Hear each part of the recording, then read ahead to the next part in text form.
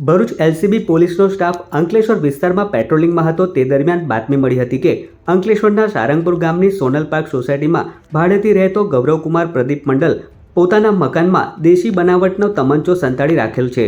જેવી બાતમીના આધારે પોલીસે દરોડા પાડ્યા હતા। પોલીસને પલંગના ધાબળા નીચે સંતાડેલો તમંચો મળી આવ્યો હતો। પોલીસે એક તમંચો અને 3 મોબાઈલ ફોન કબજે કર્યા હતા। આ સાથે જ મૂળ બિહાર અને હાલ સોનલ પાર્ક સોસાયટીમાં રહેતા ગૌરવકુમાર પ્રદીપ મંડલ, સિકંદર કુમાર પ્રેમલાલ મંડલ અને શિવમસિંહ શ્રીકાંત સિંહને ઝડપી પાડ્યા હતા।